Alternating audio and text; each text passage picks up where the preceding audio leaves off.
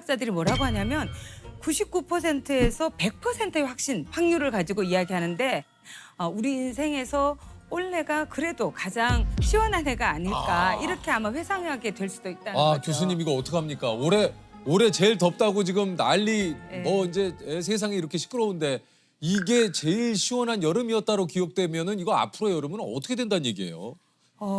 얼마 전에 세계 기상기구에서 이제 작년 지구 전체 기후 상태에 대한 보고서를 발표했는데요. 네. 이미 전 지구 평균 온도가 산업화 이전 온도, 우리가 산업화 이전 온도라 그랬을 때는 1850년에서 그렇죠. 1900년 사이 평균 온도를 이야기하는데 이미 1.15도가 올랐어요. 근데 1.15도 별로 그렇게 크게 네. 안 느껴지잖아요. 체감적으로는 생각보다는 많이 안 올랐네? 이럴 예. 수 있는데. 근데 왜냐면 이게 우리 몸에 예를 들면 1도의 온도 변화가 있었다, 체온에. 어떨 것 같으세요? 미열이 생겨도 굉장히 우리가 그렇죠. 몸에 네, 열이 있다. 그러니까 그럴 때 우리 몸 상태가 다르죠, 정상일 때와. 그러니까 지금도 마찬가지예요. 그래서 그로 인해서 발생하는 게 기후 변화예요. 그러니까 네. 극단적인 기상 현상이 나타나는 거죠.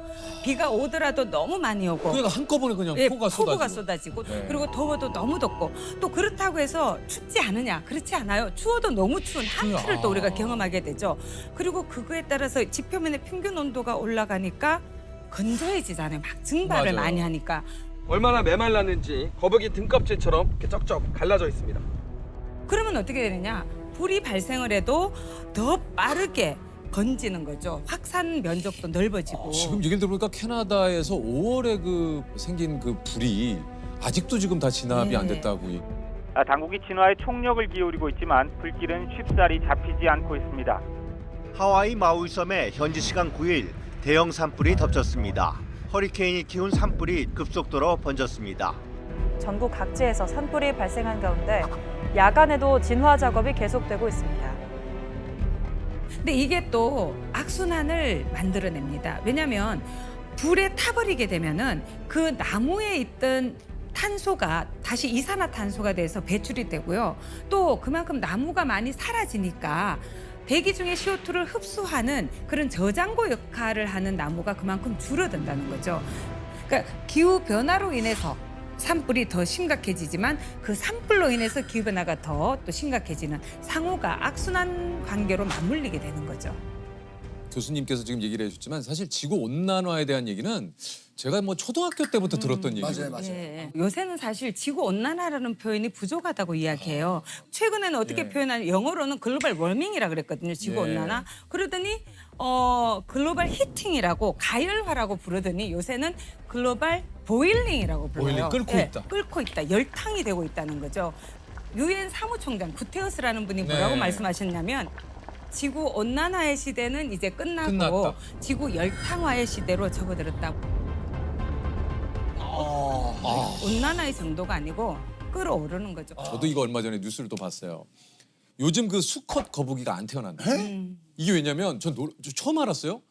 주변 온도에 따라 성별이 정해진대요. 거북이는. 몰랐죠? 몰랐어요. 바다 모래에다가 이제 알을 낳잖아요. 예. 그 알들이 부화를 할 때 이게 27.7도보다 낮으면 수컷, 예. 31도가 넘으면 암컷. 그래서 요 비가 이제 딱 맞았는데 지금 어느 순간 이게 이제 해수면 온도라든가 이 지구의 온도가 높아지면서 지금 거의 99%가 암컷. 지난 4년간 수컷 거북이가 탄생하지 않았다고. 다 그렇죠. 그 수컷이 없대요. 나 이거 몰랐어. 거북이가 그렇다네. 그렇게 되면 결국에는 거북이는 멸종될 수 있죠. 없어지겠네요. 예, 멸종이 될 수가 있죠. 생물 종들이 지금 사라지고 있는 게 되게 많습니다. 온도 변화 때문에. 이거 참 진짜 이 말씀해 주신 대로 지구가 지금 몸살을 앓고 있다라는 게. 근데 막 사람들이 이렇게 표현하잖아요. 지구가 망하고 있다. 막 이렇게 했는데 사실 지구는 제가 생각할 때 그냥 있을 것 같아요. 지구가 부서져서 없어지지 않는 한 중요한 건 거기에 어떤 생명체가 살 건가, 그게 인간이 있을 건가, 또 죄 없는 그 많은 생물 종들이 인간 때문에 살지 그렇죠. 못하고 사라지는 그런 문제가 있는 거겠죠. 이곳에 대한 전 세계의 어떤 경각심, 이런 또 이야기들이 계속 되고 있으나 이게 근본적으로 해결하기가 참 어려운 문제인 거죠. 그렇죠. 이걸 더 이상 막을 수는 없습니다. 이거 막을 수 없습니까? 예, 왜냐하면 이미 배출된 기체들이 대기 중에서 계속 온실 효과라는 걸 야기를 해요. 그러니까 태양에서 오는 열 에너지가 지표면을 데우거든요. 그리고 다시 적외선의 형태로 다시 우주로 나가야 나가는데 되죠. 그때 온실 그걸 기체라는 게 대기 중에 있어서 이불처럼 지구를 이렇게 데우고 있는 거죠. 근데 옛날에는 그게 호디불 정도였어요. 그래서 오히려 그런 게 없으면 지구가 너무 차갑기 때문에 생명체가 살 수 없었는데 네네. 지금은 온실 기체가 늘어나니까 이게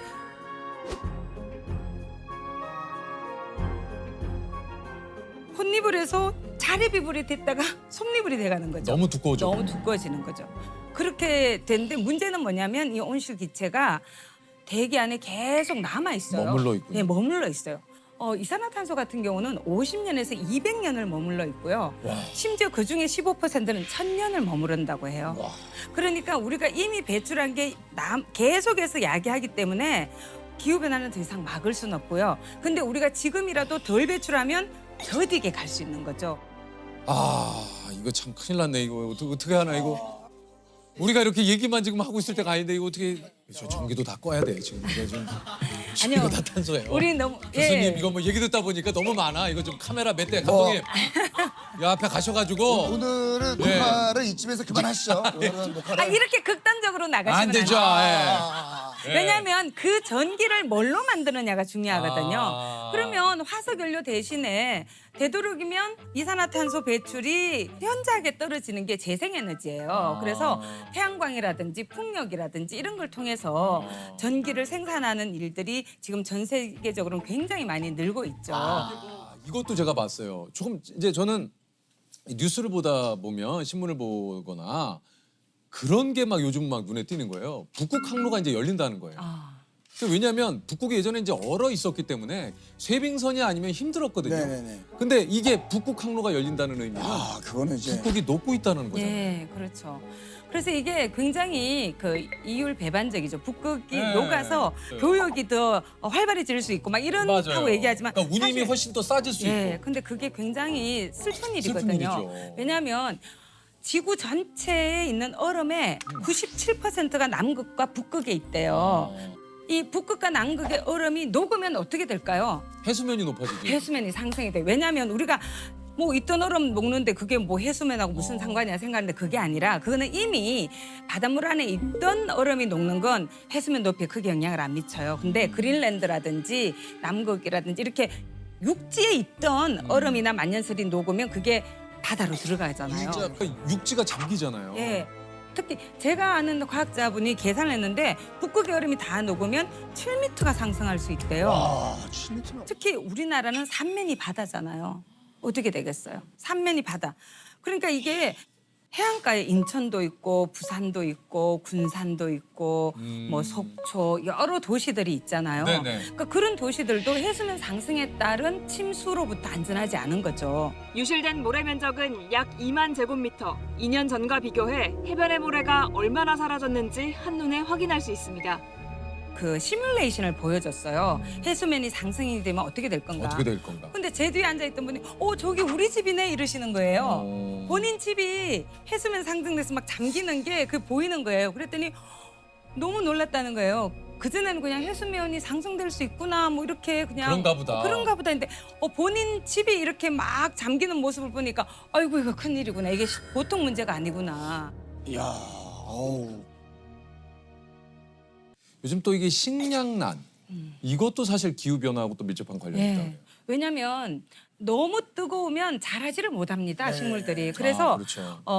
작년 원래 인도가 폭염 상황에 놓여 있어요.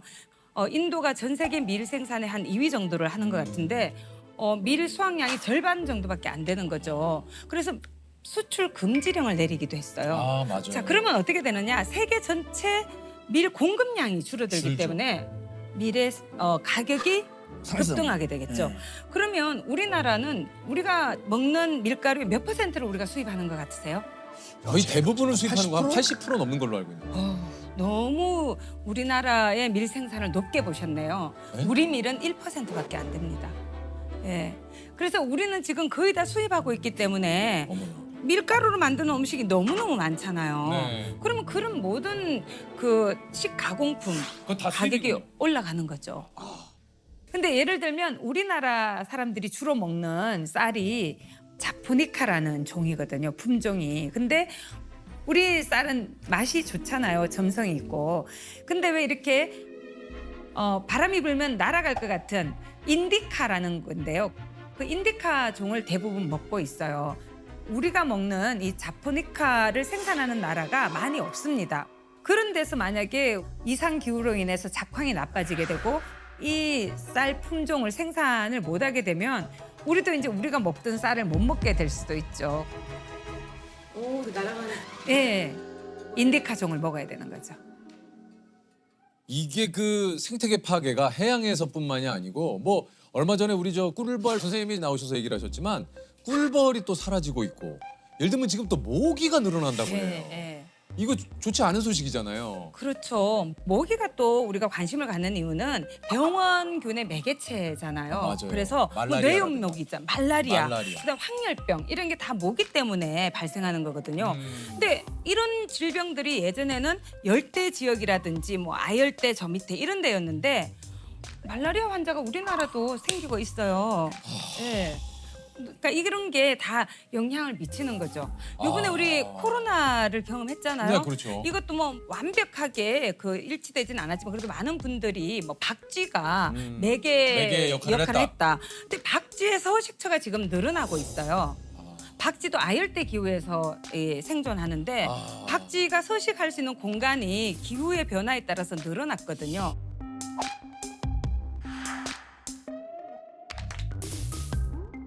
아니 근데 진짜 저희가 대기실에서도 그 얘기했는데 뭐 좀 좋은 소식이 없나요? 아 그래도 우리가 희망을 잃으면 안 돼요. 아니 지금 이렇게 이렇게 해놓으셨잖아요 그, 교수님. 왜냐면 좋은 소식이 없잖아요. 문제를 발생시킨 게 누구예요? 우리죠. 그러면 해결책도 누가 가지고 있어요? 사람. 우리가 그렇죠. 있죠. 그래서 저는 희망을 잃으면 안 된다고 생각하거든요. 우리가 너무 막 절망하고 뭐 내가 뭐 한다고 뭐가 바뀔까 이렇게 생각하면 더 심해질 뿐이에요. 이게 지구를 지킬 수 있는 골든 타임이 얼마 안 남았다 그래요. 예. 이게 7년 정도를 이야기하고 있는데요. 7년입니까? 예, 들어보셨는지 모르겠는데 그 IPCC라고 네. 기후변화에 관한 정부 간 협의체라고 과학자들이 구성한 그런 기구가 있어요.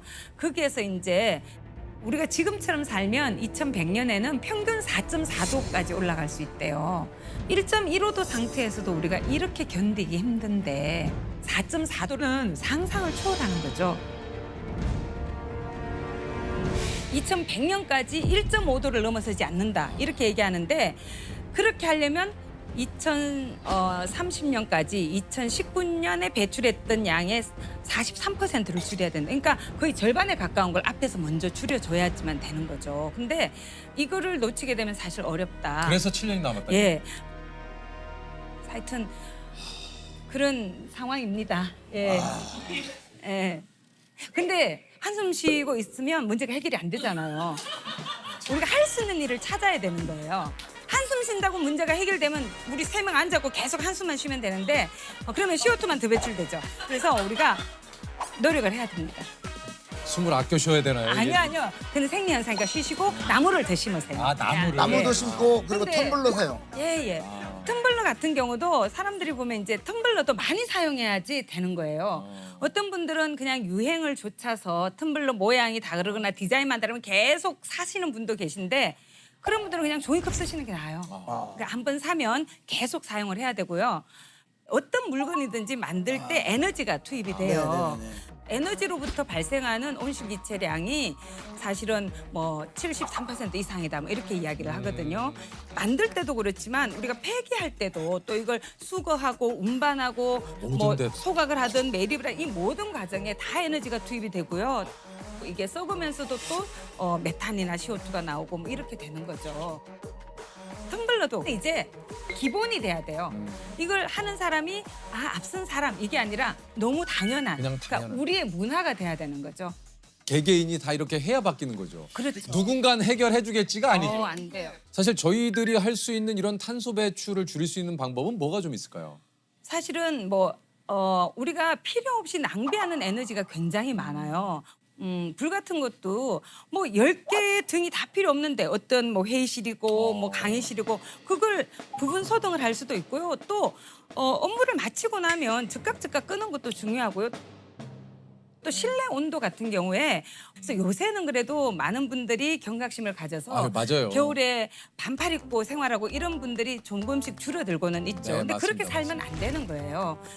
그리고 그래서 낭비를 줄여야 됩니다. 에너지도 필요 없는데 지금도 저기 불 다 켜져 있네요. 저런 불들 꺼야죠.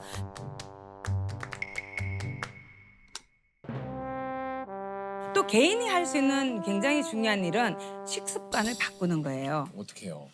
사실 아까 이산화탄소를 주로 말씀드렸지만 최근 들어서 많이 관심을 가지는 게 메탄이라는 거예요. 메탄은 이산화탄소보다 이 온실 효과를 야기하는 정도가 더 심합니까? 80배 이상. 최근에는 뭐 86배다 이렇게도 이야기를 해요. 근데 그 메탄이 또 어디에서 많이 발생하냐면 음식물 쓰레기가 썩을 때라든지 그다음에 또 특히 많이 요새 늘고 있는 게 육식이거든요.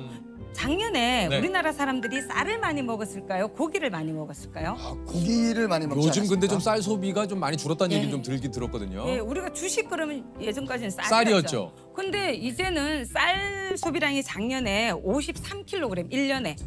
근데 고기는 58kg이래요. 그래서 저는 뭐 반드시 채식을 다 하자 이렇게 주장하고 싶진 않아요. 특히 예. 성장기 어린이들도 있고 그렇죠, 건강에 그렇죠. 미친 영향들. 예. 그래서 일주일에 최소 한 끼는 채식을 좀 해보자. 채식을 좀 예, 좀 늘려보자는 거죠. 이게 쉽진 않아요. 이게 또 식습관을 바꾼다라는 게. 예. 그리고 아까 개인이 할 수 있는 일 중에 지금 손수건 갖고 다니시나요? 소수건이 없네요. 근데 예전에는 제가 자랄 때만 해도 손수건은 그냥 필수예요. 늘 필수로 맞아, 갖고 맞아요. 다니는데 요새는 손수건 갖고 다니는 분을 별로 보기가 어려워요. 맞아요. 대신에 화장실에 가면 다들 그냥 종이 있으니까. 타월을 쓰죠. 그것도 아낄 수 있어요. 그러니까 제가 1년에 몇 개를 쓸까 계산을 해봤어요. 화장실에 하루에 몇 번 정도 갈까요, 개인이? 한 5번? 적게 잡아도 5번일 거예요. 5번. 그러면 5장이잖아요. 그러면 일주일에 5일 근무한다 그러면 25장이잖아요. 4주라 그러면 100장이잖아요.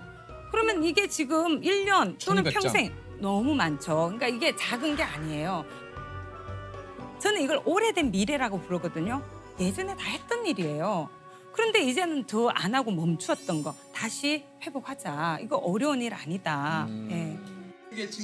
이게 버려야 되는 것 중에 하나가 나 하나쯤이야. 예. 진짜. 예. 이 나 하나쯤이야. 이거 버려야 되지 않겠어? 하나쯤이야 주의죠. 예. 네. 네. 나 하나쯤이야가 아니라 나도 함께 해야지 이 문제가 풀릴 수 있다. 왜 스스로를 문제를 해결하지 못하는 사람으로 그렇게 바깥으로 밀어냅니까? 나도 문제를 해결할 수 있다. 내가 이 문제를 해결하는 열쇠를 쥐고 있다. 이렇게 생각해야죠.